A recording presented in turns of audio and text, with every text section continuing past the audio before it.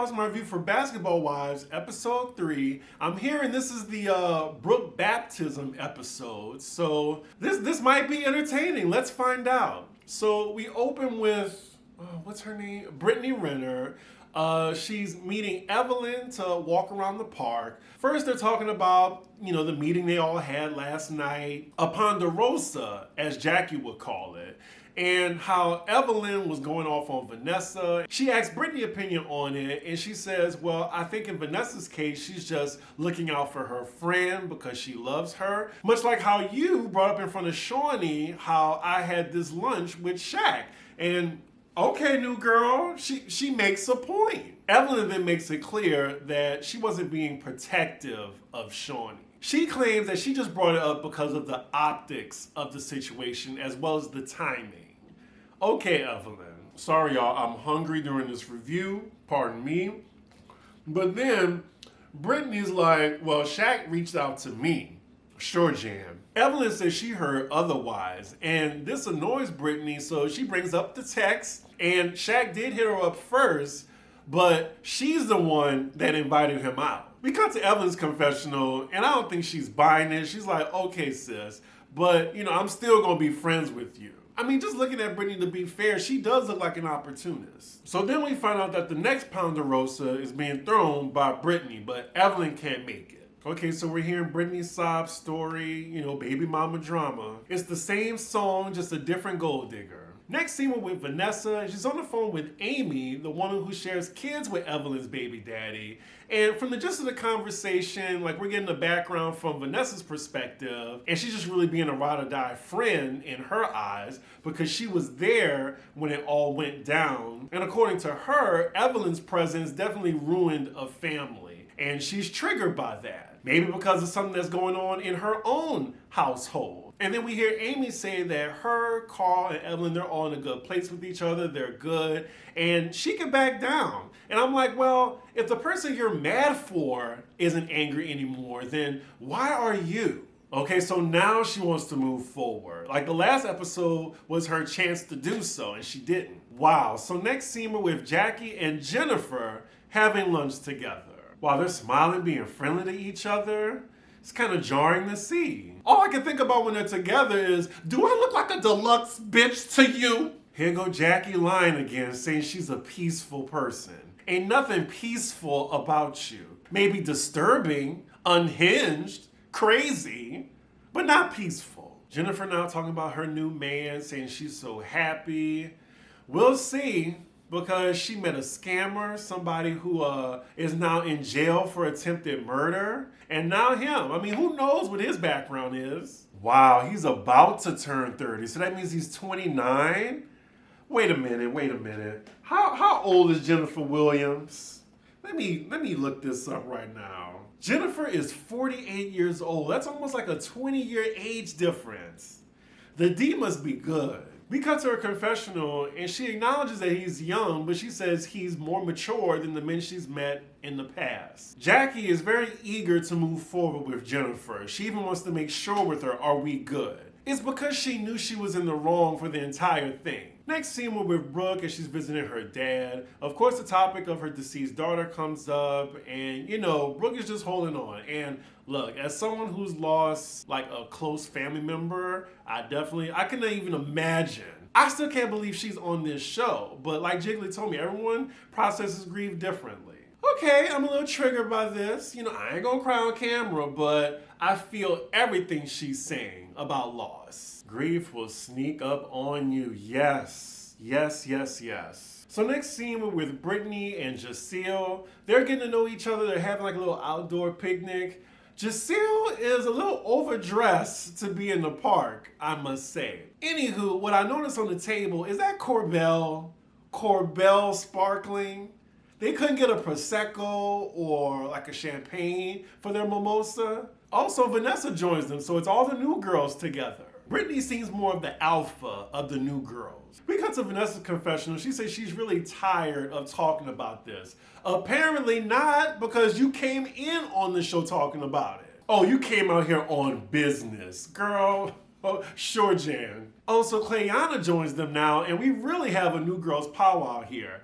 I mean, They even mention the fact that they're the new girls. Production could have at least tried to make this scene a little bit more authentic. So Giselle gets Clayana's name wrong. I think she calls her Clayani. Clayani. A little side note, Clayana looks a little bit more rough around the edges than I saw her at the formal event. Just a little observation. The ladies are basically doing a round table introduction towards each other. So much for at least one of these girls know each other before the show, but no. So then Brittany lets the ladies know she's hosting the next event where all the ladies are going to. It's going to be at an ice skating rink. Ooh, child. So we're with Brittany again. This time she's alone shopping for her kid and she's on the phone with her mom. This is a very Brittany heavy episode. I think they're trying to make her the new Drea or something. So next thing we have Vanessa and Evelyn meeting up, and Vanessa says since she has the green light from Amy, she's gonna make peace. And I'm like, you didn't even need to get involved in the first place. Or you could have went to your friend Amy and asked how she felt before you met Evelyn. They're having a very cordial conversation right now, drastically different from the last episode.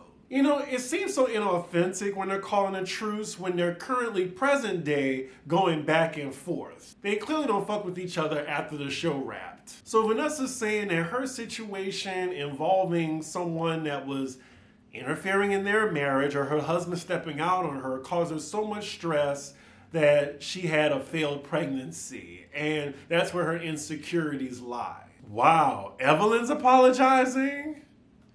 I did not see that coming. Did she take an edible or something? I'm just like, what? She was so rah-rah in the last episode. Now to go to like calm and cordial and understanding. Where did this come from? So the two of them are now hugging and I guess the beef is squashed. Okay, so next scene we have Jackie and Jennifer again, but now they're joined by Brooke.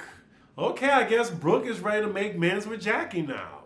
Well, I'm sure y'all saw what's been going on online now, so apparently they're not in a good place anymore. Side note, I'm not really a fan of what Brooke is wearing. All this Balenciaga labels going down her leg and then a different coat. It just looked tacky. So they're all talking and Brooke brings up her grief and that's the signal to Jen to let Jackie and Brooke talk.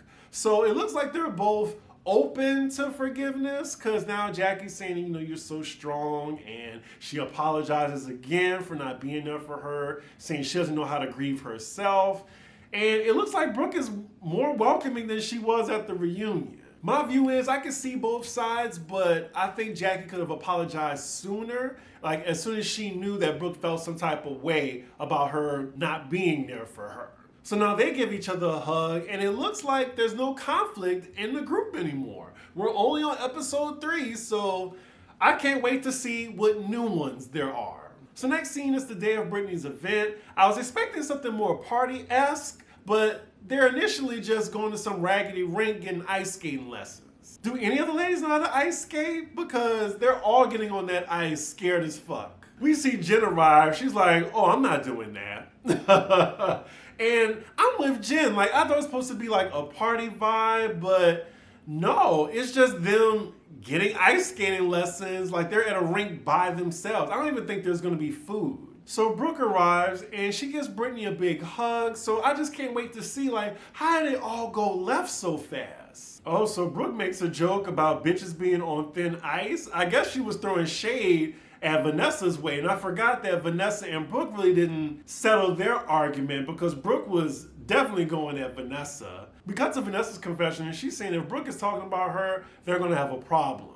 Okay, I would love to see that fight. So we see only a few of the ladies decide to participate and try to skate on the ice, while Jennifer and Brooke are drinking and watching the other ladies fall on their ass. We then hear Brooke ask Jennifer, like, where did Clayana come from?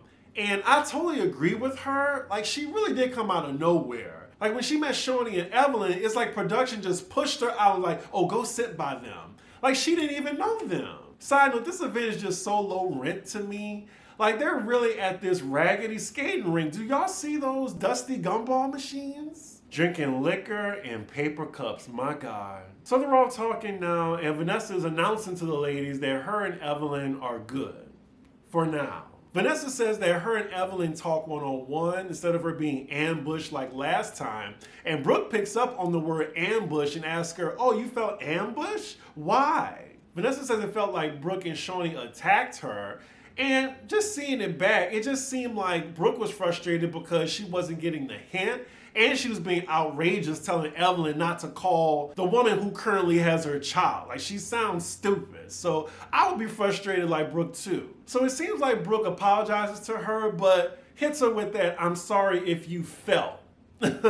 She says she's gonna move on, but then the camera keeps looking at Brittany. I'm guessing to imply that she just keeps drinking. Yeah, so a lot of ladies are noticing that Brittany is drunk. She's spilling over her drink and not being really responsive. Jacelle lets the ladies know that she's having an event for her girlfriend that's coming home, and they're all invited to dinner. And she asked Clayani to help her, but Jackie's like, who's Clayani? I'm thinking Clayana was just giving her some grace and she didn't want to correct her in front of the other ladies. Kind of like how at CultureCon, that viral video of that woman mispronouncing Issa's name. Jacelle apologizes. A few of them are laughing. Brooke then interjects saying that we just don't know you. We need to get to know you a little bit better. And then Jennifer tacks on, yeah, you just appeared out of nowhere. That was shade. And I think Clayana clocked it as well as Brittany. And Brittany was coming to her defense saying, she just appeared. Well, actually she did. She came out of nowhere. It seemed like she didn't know Shawnee or Evelyn before that award ceremony event. Okay, so Jennifer is kind of going back and forth with her.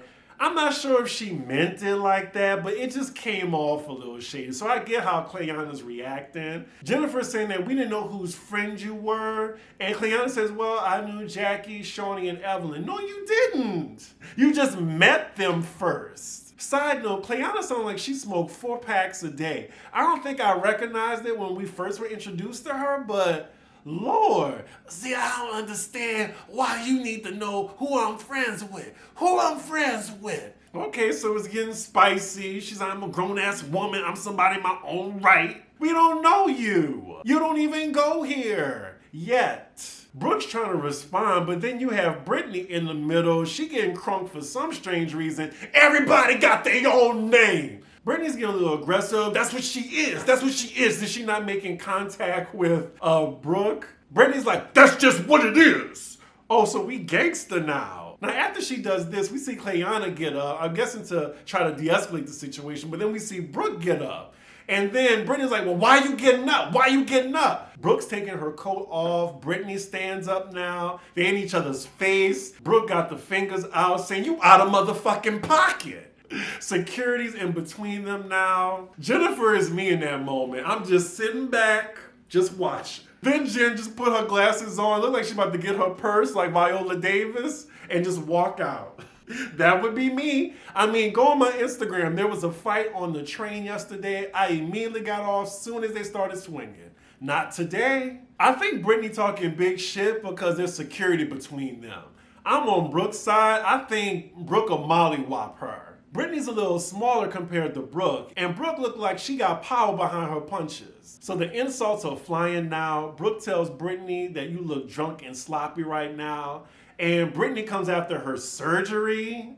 And then Brooke is like, well, you need some surgery. You look like a little boy. I really think none of the ladies expected for them to go at it like this. Well, all right now, the drink has been thrown in Brooke's face. It was a connect to. Once Brooke called her a whore, Brittany threw that drink in her face. I don't know. Like I said, that is one way to get me to swing on you is if you throw a drink in my face. So whatever Brooke do to you, Brittany, you got it coming. So we get a replay of the drink throw, and damn, she got Brooke good too. Now, I gotta say, I'm very surprised at Brooke's reaction. She is very calm. They're not like separating both ladies. Jackie is saying to get Brittany out of here. We cut to Brooke's confession as she's explaining her reaction after getting a drink thrown in her face. And she says, you know, she's seeing red and all she's focused on is getting her lick back. And I hear that. It would be on sight. And I will catch you. I will catch you. I would go so far as to pretend to make up with you and then bop you in the head. We then cut to Brittany, who's outside now, saying, ooh, Brittany Renner, she's so problematic.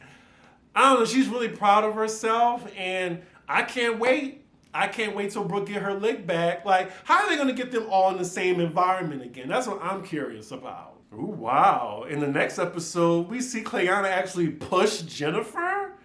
Well, okay. I mean, look, I'll admit that these 3 episodes are better than the last half of season 10 already.